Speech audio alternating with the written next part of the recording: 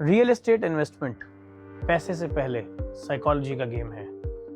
आखिर इन्वेस्टर सोचता क्या है? Hi, I am Sahil Puri, real estate enthusiast. The psychology of real estate investor. एक इन्वेस्टर एक इन्वेस्टमेंट करने से पहले क्या सोचता है? Real estate is never just about buying a property और a piece of land. It's about buying a future that doesn't exist yet. जब भी कोई रियल एस्टेट में इन्वेस्ट करता है ना, तो वो सिर्फ अपना पैसा इन्वेस्ट नहीं करता, वो अपना टाइम, अपने सपने, अपने इमोशंस, अपने सालों की मेहनत, अपनी पूरी एक्सपेक्टेशन, पेशेंस और कभी ना कभी अपनी पूरी फैमिली की सालों की सेविंग भी इन्वेस्ट करता है। Every investment decision begin in the mind long before it happens on paper. पिछले 20 साल में दुबई की प्रॉपर्टी की मार्केट में कुछ क्रैश या करेक्शंस हुए हैं, उनकी बात करते हैं। 2008 crash. In 2008-2009 property crash happened and that crash was not caused by one single event. It was a result of excessive borrowing, speculative buying and the global financial crisis happening at the same time. Then came 2014. Crash happened. I would say correction happened. The main reason was oil price collapse, which resulted in reduced liquidity and investment sentiment, which got shaken across the full Gulf region. People started lacking the confidence toward the Gulf.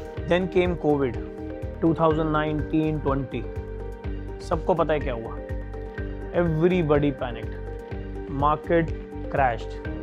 जिनके पास भी थोड़ा सा कम knowledge था या confidence कम था market में, they started selling like anything. What happened? Which resulted in major losses for most and huge profit for few. समझना ज़रूरी है कि जब कोई भी क्राइसिस होता है, कुछ क्रैश होता है, तो उसका क्या फैक्टर्स होते हैं और वो फैक्टर्स एक इन्वेस्टर की साइकोलॉजी पे कैसे काम करते हैं. क्या क्या फैक्टर्स होते हैं जो एक इन्वेस्टर के माइंड पे इफेक्ट करते हैं, उसको समझना बहुत ज़रूरी है. बिफोर इन्वेस्टमेंट वो क्या सोच रहा होता है, किस तरह के थॉट्स उसके दिमाग में आ रहे होते हैं और क्या क्या पॉइंट्स वो कंसिडर कर रहा होता है. सबसे पहला पॉइंट, कुछ भी इन्वेस्टमेंट करने से पहले उसके दिमाग में आता है वेल्थ क्रिएशन. हर इन्वेस्टर का पहला गोल होता है अपने पैसे को ग्रो कराना. कोई भी सिर्फ प्रॉपर्टी ओन करने के लिए इन्वेस्टमेंट नहीं करता. वो इन्वेस्ट करता है क्योंकि वो फाइनेंशियल फ्रीडम, फाइनेंशियल सिक्योरिटी चाहता है अपनी और अपनी फैमिली के लिए. पैसिव इनकम होती है उसके माइंड में कि कल को ये प्रॉपर्टी अपने आप ग्रो करे और मुझे कुछ कमा के दे ऑटोमेटिकली. वो कैपिटल एप्रिसिएशन चाहता है और ऐसी वेल्थ क्रिएट करना चाहता है जो उसके लिए फ्यूचर में काम करती रहे. वो अपने आप ग्रो करे, अपने आप रेंटल्स दे. उसको एक बार इन्वेस्ट करने के बाद इट कीप्स ऑन ग्रोइंग. ये बड़ा सिंपल उसका फैक्टर होता है. ये एम्बिशन बिल्कुल सही है, लेकिन सिर्फ एम्बिशन से काम नहीं चलता. कैलकुलेशन भी बहुत ज़रूरी है. Fear of losing money, fear, डर बहुत बड़ा रोल प्ले करता है एक इन्वेस्टर के माइंड में. वो हमेशा सोचता रहता है मेरा पैसा डूब गया तो. हर इन्वेस्टर के दिमाग में सबसे पहला सवाल होता ही यही है, हाँ, या अगर मेरी सेविंग ही डूब गई तो, अगर प्रॉपर्टी लेने के बाद मार्केट गिर गई तो, डेवलपर ने प्रोजेक्ट डिले कर दिया तो, एक्सपेक्टेड रेंटल नहीं मिला, एक्सपेक्टेड बायर नहीं मिला, गलत टाइम पे मैंने मार्केट में कहीं इन्वेस्टमेंट तो नहीं कर दी. ये सब फियर नेचुरल है. फियर हमें केयरलेस डिसीजन लेने से रोकते हैं, लेकिन कभी कभी वही फियर हमें इतना रोक देते हैं कि हम कभी इन्वेस्टमेंट ही नहीं कर पाते. Think before investing, but don't think so much that you stop yourself. और कई बार ज़्यादा वेट करना ना गलत इन्वेस्टमेंट से भी महंगा पड़ जाता है. Think, but don't overthink. Be calculated. Now, fear of missing out, FOMO. ये ऐसा फैक्टर है जो आजकल की सोशल लाइफ में ऐसा स्टिग्मा बन चुका है कि लोग अपना सारा जीवन ना उसी में बिता देते हैं. Fear of missing out. सारी दुनिया कर रही है, क्या हम कर रहे हैं? हम पीछे तो नहीं रह जाएंगे. ये रियल एस्टेट का सबसे पावरफुल साइकोलॉजी में से एक है। जब आसपास सब लोग इन्वेस्ट कर रहे होते हैं ना, दोस्त प्रॉफिट बना रहे हैं, रिलेटिव्स प्रॉपर्टी पे प्रॉपर्टी खरीद रहे हैं, सोशल मीडिया में सक्सेस स्टोरीज ही दिख रही है, तब आपके दिमाग में एक ही बात चल रही होती है, सब कमा रहे हैं यार, कहीं मैं तो पीछे नहीं रह जाऊंगा। इसी प्रेशर में बहुत लोग बिना रिसर्च के इन्वेस्टमेंट कर देते हैं। ना वो लोकेशन देखते हैं, ना डेवलपर की हिस्ट्री चेक करते हैं कि कब उसने डिलीवर करा, क्या टाइम पे करा, नहीं करा, क्या वो उसने कभी कोई फाइनेंशियल फ्रॉड तो नहीं करा, ना फ्यूचर डिमांड और सप्लाई को स्टडी करते हैं। सिर्फ इसलिए क्योंकि सब कर रहे हैं, मुझे भी करना है, वो इन्वेस्ट करते हैं। और यही सब डिसीजन जो है ना, वो आपके डिसीजन को डेंजरस बनाता है, और यही सब डिसीजन को डेंजरस बनाता है, और यही सब डिसीजंस आपके डिसीजंस को डेंजरस बनाता है। अब बात करते हैं ग्रीड की, लालच। बुरा शब्द नहीं है, जल्दी पैसा बनाने की सोच। ग्रीड और एम्बिशन में बहुत डिफरेंस होता है। एम्बिशन कहता है मुझे लॉन्ग टर्म वेल्थ क्रिएट करनी है, और ग्रीड कहता है 6 महीने में पैसे डबल करने हैं, बॉस जल्दी पैसा बनाना है। उसी ग्रीड में लोग अनरियलिस्टिक प्रोमिसेस के पीछे भागते हैं। जैसे कई डेवलपर्स या कई ब्रोकर्स बहुत गारंटेड रिटर्न्स ऑफर करते हैं। आपको लगता है कोई गारंटेड रिटर्न्स होते हैं? प्रोजेक्टेड रिटर्न्स होते हैं, गारंटेड रिजल्ट कभी नहीं हो सकते। Nobody knows market will go where. Unrealistic appreciation project करते हैं कि फ्यूचर मार्केट में ऐसी होगी, प्रॉपर्टी में पैसा इतना कमा लोगे आप। मतलब आप इतने इमोशनल हो जाते हो, इतने ग्रीडी में कहता हूँ हो जाते हैं कई बार लोग, कि they just go what other is saying because they just want to do it. I must say with projected numbers के साथ कुछ रियलिस्टिक नंबर्स को आपको समझना पड़ेगा।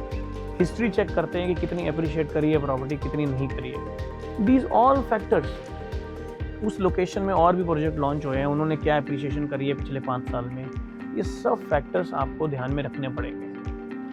कुछ ऐसे ऑफर्स ब्रोकर्स लाते हैं which is too good to be true offers, but always remember, जितना बड़ा एक्सपेक्टेड रिटर्न होता है ना, उतना ही बड़ा रिस्क भी होता है। अब जिस पॉइंट के बारे में हम बात करने वाले हैं ना, इसको समझना बहुत ज़रूरी है। इसके बारे में सब बात करते हैं, स्टडी कोई नहीं करता। मार्केट टाइमिंग, क्या कभी कोई परफेक्ट मार्केट टाइमिंग होती भी है, या बनानी पड़ती है, या समझनी पड़ती है? हर इन्वेस्टर का फेवरेट क्वेश्चन होता है। Every investor has a favourite question. क्या अभी इन्वेस्ट करना सही है? जब मार्केट ऊपर जाती है, लोग सोचते हैं अब तो बहुत लेट हो गया, we are too late to invest, it has already reached the height. जब मार्केट नीचे जाती है तो सब बोलते हैं और गिरने दो, let's wait for some more time, it will go down, there will be a great dip, the depression is coming. जब मार्केट स्टेबल होती है, थोड़ा और वेट कर लेते हैं, आई थिंक और स्टेबिलिटी ले आते हैं। ये बातें कभी ख़त्म नहीं होती। सच ये है कि आपको स्टडी करना पड़ेगा। You need to understand, perfect timing कभी होती ही नहीं, बनानी पड़ती है। सक्सेसफुल इन्वेस्टर परफेक्ट मार्केट का वेट नहीं करता, वो सही प्रॉपर्टी, सही लोकेशन और सही प्राइस का वेट करता है।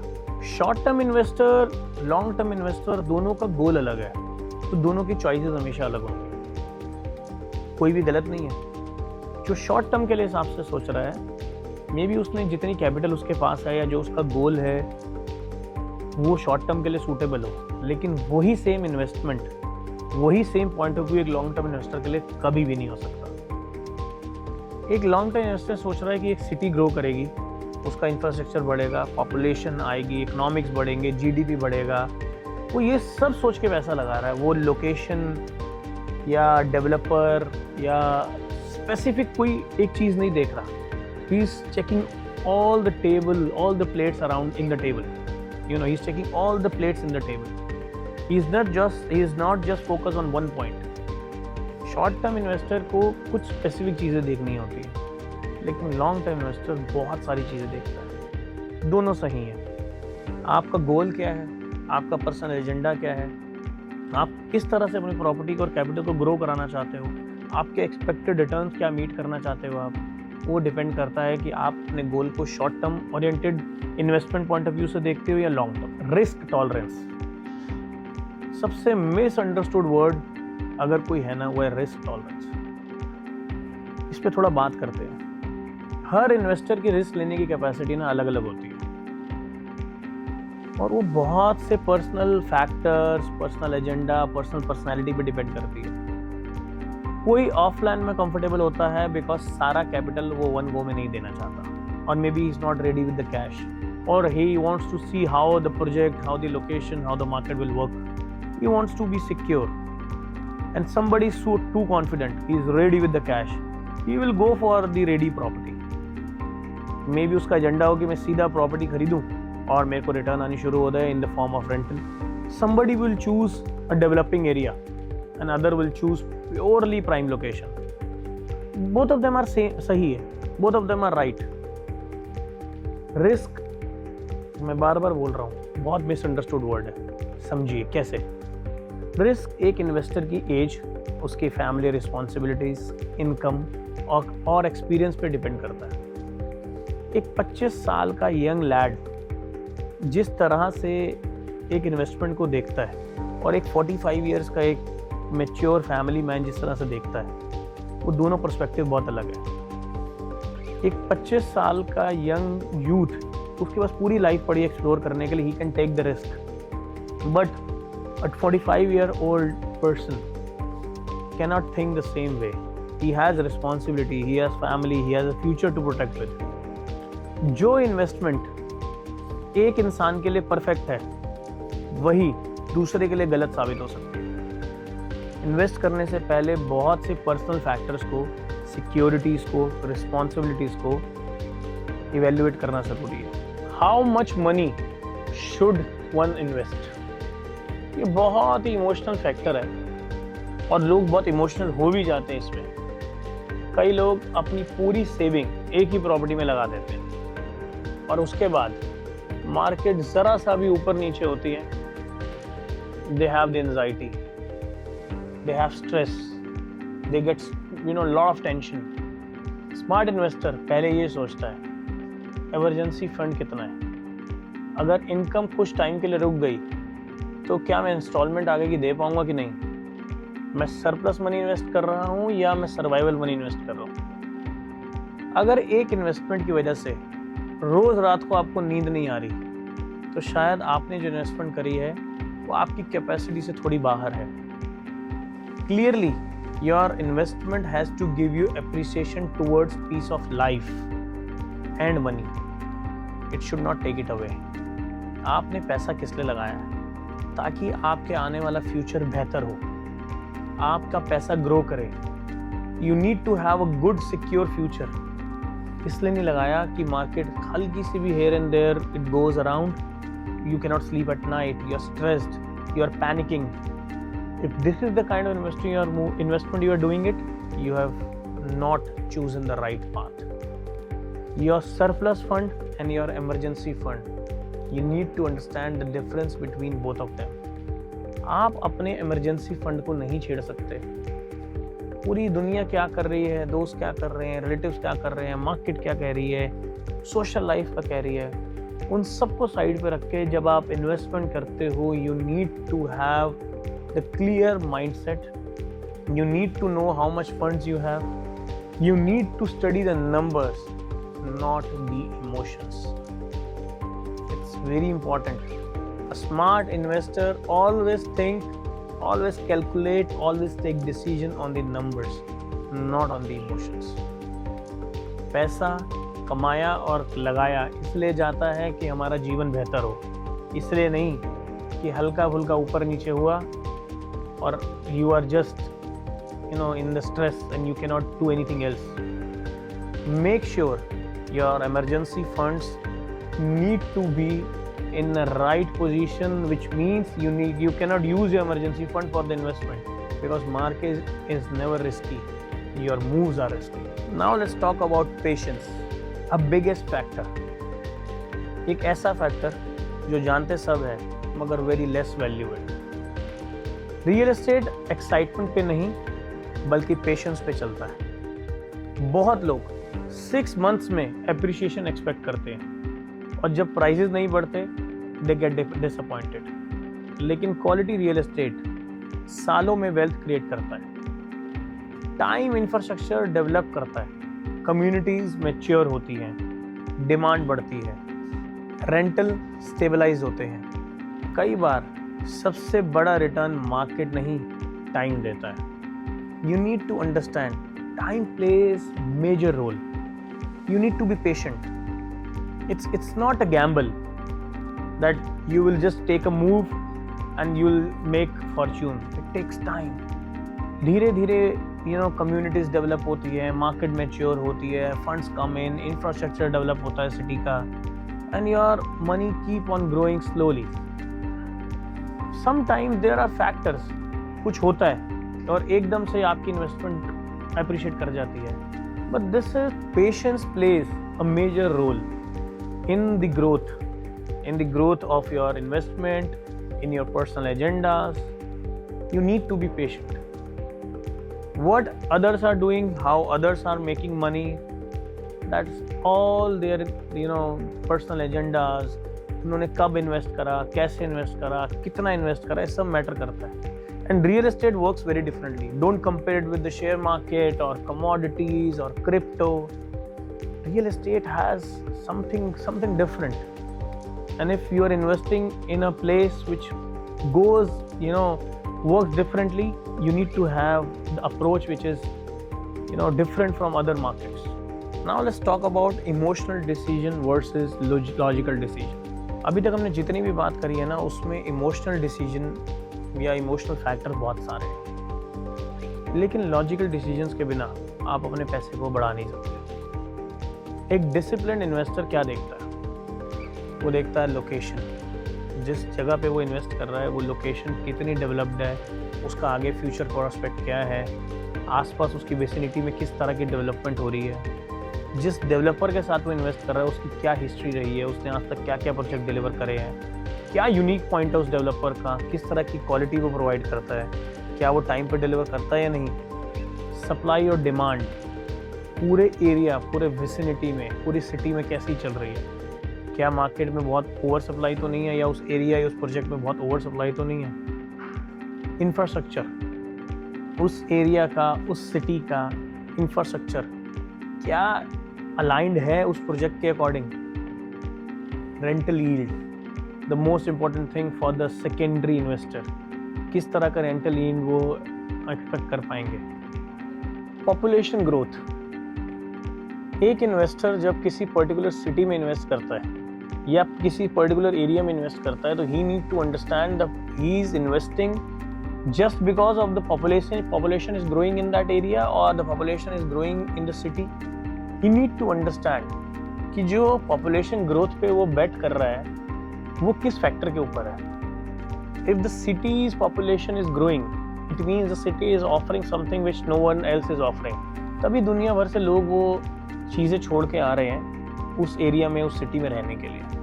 It's very important. और किसी पर्टिकुलर एरिया में अगर पॉपुलेशन बढ़ रही है तो क्या उसके डेमोग्राफिक्स या कोई ऐसी चीज़ वो ऑफर कर रहा है एरिया जो बाकी एरियाज नहीं कर रहे, और क्या वो लॉन्ग टर्म तक वो वो जो उसका फैक्टर है या वो जो उसकी प्लस पॉइंट है क्या वो हमेशा ऑफर करता रहेगा. ये सब चीज़ें आपको ध्यान रखनी बहुत ज़रूरी है. Then let's come to financial planning. Financial planning खाली आपके पर्सनल फाइनेंशियल प्लानिंग नहीं होती, वो बहुत इंपॉर्टेंट है, लेकिन एक सिटी की, एक डेवलपर की फाइनेंशियल प्लानिंग, किस तरह के वो पेमेंट प्लान ऑफर करता है, सिटी की फाइनेंशियल प्लानिंग क्या है, is the GDP growing, the economy of the city is growing, ये सब फैक्टर बहुत इंपॉर्टेंट है. और एक स्मार्ट इन्वेस्टर ये सब कैलकुलेट करता है, लेकिन एक इमोशनल इन्वेस्टर सिर्फ ये सोचता है क्या प्रॉपर्टी जो मैं लूँगा वो लग्जरी लग रही है, यार मेरे फ्रेंड ने भी ली है, सब मेरे आसपास के लोग इन्वेस्ट कर रहे हैं, अगर मैं मिस हो गया तो. मार्केट इमोशंस को नहीं, लॉजिक को रिवॉर्ड करती है. मैं बार बार एक ही बात बोलता हूँ, be the man of numbers, be an investor who knows the market, who studies the market. who has logic that why this area is specifically growing and other is not, why this city is growing compared to the other parts of the world. Wherever you are putting your money, be logical. Emotional आपकी personal side है, it should not reflect on your investment. You need to understand that any market will grow, will make you money, but you need to be logical at that time. एक smart investor population growth को बहुत अलग तरीके से देखता है. वो देखता है कि किसी स्पेसिफिक एरिया में इन्वेस्टमेंट बढ़ रही है तो उसका क्या फैक्टर्स है और वो फैक्टर क्या लॉन्ग टर्म सस्टेन करेगा. And if the city's population is growing, what are the reasons for that? Because he is betting, if he is considering population, it is a very important thing. अगर किसी city की development इस तरह से हो रही है कि वहाँ पॉपुलेशन आना चाहती है to live, to earn, and that city is offering a lot of things to them, to the immigrants, to the people who are coming, it means the city is growing in the right way. अगर किसी जगह पे लोग आना चाहते हैं, invest करना चाहते हैं, अर्न करना चाहते हैं, it means that city is offering something which others are not. So smart investor calculate करेगा कि जो पॉपुलेशन ग्रो हो रही है, चाहे वो एरिया में हो रही है, चाहे वो सिटी में हो रही है, क्या वो उसकी इन्वेस्टमेंट को मैच कर रही है और फ्यूचर में वो पॉपुलेशन ग्रोथ उसकी इन्वेस्टमेंट को एप्रिसिएशन या रिटर्न देने में हेल्प करेगी. लेकिन एक इमोशनल इन्वेस्टर ये सब चीज़ों को साइड पर रख के क्या सोचता है? वो सोचता है यार ये प्रॉपर्टी बनने के बाद लग्जरी लग रही है ना, मेरे फ्रेंड ने भी इन्वेस्ट करा है, मेरे रिलेटिव्स ने भी इन्वेस्ट करा है, मेरे सर्कल वालों ने भी इसी एरिया में या इसी सिटी में इन्वेस्ट करा है, सब इन्वेस्ट कर रहे हैं, कहीं मैं तो नहीं मिस हो जाऊंगा. मार्केट इमोशंस को नहीं, लॉजिक को रिवॉर्ड करती है. अगर आप लॉजिकल सोचते हो, कैलकुलेटिव हो, आप एरिया की, सिटी की, डेवलपर की हिस्ट्री चेक कर रहे हो, उस एरिया के डेमोग्राफिक्स को चेक कर रहे हो, सिटी के इकोनॉमिक्स को, उसकी टाइमलाइन को, प्रोजेक्ट के टाइमलाइन को स्टडी कर रहे हो, अगर आपके पास सारी calculation up to the mark है, 99.9% you will make good money. लेकिन अगर आप सिर्फ इमोशंस के ऊपर अपना पैसा को इन्वेस्ट कर रहे हो, स्टडी आपकी अधूरी है, you know less about the market, how the market is going, where the market is going, and you're just putting your money on the basis of emotion, there are high chances that you will not make good amount of money. And I always say, luck पे पैसा लगाना एक immature इंसान की nature है. A mature person, a mature investor first take all the measures, take all the logics, does all the calculation and then put his money. Be logical. Emotions आपके अंदर एक एंजाइटी क्रिएट नहीं करनी चाहिए. Emotions आपको confidence देने चाहिए और वो कॉन्फिडेंस आपको तब आएगा जब you have noted down all the logics and you are confident that you have covered, you have tick marked all the checkpoints. Confirmation bias, एक psychological trap. I would use this word psychological trap. जब एक investor decide कर लेता है ना कि उसे property लेनी है किसी स्पेसिफिक रीज़न की वजह से या किसी स्पेसिफिक एरिया में, तो वो सिर्फ वही इंफॉर्मेशन ग्रैब करता है, देखता है, कंज्यूम करता है जो उसके डिसीजन को सपोर्ट करे. वो कोई भी नेगेटिव डेटा को इग्नोर करने लग जाता है. वो अपने डिसीजन से हटना ही नहीं चाहता. वो कहता है जो मैंने डिसीजन ले लिया ना, अब उसकी तरफ बढ़ने वाले ही सारे फैक्टर्स को मैं स्टडी करूँगा, उसके अगेंस्ट जाने वालों को मैं देखूंगा ही नहीं जो गलत है. वो सप्लाई इग्नोर करने लग जाता है, वो मार्केट साइकिल को इग्नोर करने लग जाता है, डेवलपर का रिस्क इग्नोर करने लग जाता है. स्मार्ट इन्वेस्टर पहले सारे रीज़न ढूंढता है कि इन्वेस्टमेंट क्यों नहीं करनी चाहिए. वो पहले नेगेटिव साइड को स्टडी करता है. अगर नेगेटिव साइड से वो बहुत ज़्यादा नेगेटिव नहीं हो जाता या बहुत ज़्यादा फियरफुल नहीं हो जाता, तभी वो पॉजिटिव साइड को स्टडी करना शुरू करता है. पहले नेगेटिव साइड को एक्सप्लोर करना चाहिए, then proceed towards positive side. This will make your decision more confident and more rewarding. Real estate में सबसे बड़ी बैटल मार्केट के साथ नहीं होती, सबसे बड़ी बैटल अपने इमोशंस के साथ होती है। फियर कहता है वेट करो, ग्रीड कहती है सब कुछ खरीद लो, FOMO fear of missing out क्या कहता है, सब कमा रहे हैं यार तुम रह जाओगे। पेशेंस क्या कहता है, सही अपॉर्चुनिटी का वेट करो। और लॉजिक कहता है सिर्फ तब इन्वेस्ट करो जब नंबर्स और फंडामेंटल्स दोनों सही हो। आखिर में सक्सेसफुल इन्वेस्टर वो नहीं होता जो सबसे ज़्यादा इंटेलिजेंट हो या सबसे ज़्यादा लकी हो। सक्सेसफुल इन्वेस्टर वो होता है जो अपनी साइकोलॉजी को कंट्रोल करना सीख लेता है, क्योंकि जिस दिन आप अपने इमोशंस को कंट्रोल कर लेते हैं उस दिन आपकी इन्वेस्टमेंट डिसीजंस भी स्ट्रॉन्ग और डिसिप्लिन्ड और लॉन्ग टर्म वेल्थ क्रिएट करने वाली बन जाती है। वॉरेन बफेट जो दुनिया का सबसे सक्सेसफुल और सबसे बड़ा इन्वेस्टर है, उसकी बहुत फेमस लाइन है, be fearful when others are greedy and be greedy when others are fearful. Market crash करती है, मैंने एक लाइन बोली थी, 90% लोग पैसा गंवाते हैं लेकिन 10% लोग अपनी अभी तक की कमाई हुई वेल्थ जितनी भी होती है ना उसको लगा के इतना कमा लेते हैं जो उन्होंने दुनिया सोच भी नहीं सकती। एक बहुत साइकोलॉजिकल फिलॉसफिकल लाइन है किसी बहुत फेमस मूवी की, बहती हुई लहरों में तो हर कोई तैर लेता है पर असली इंसान वो है जो लहरों को चीर के आगे बढ़ता है। When the water is flowing, you can swim even if you don't know how to swim. But the real swimmer swims opposite the flow.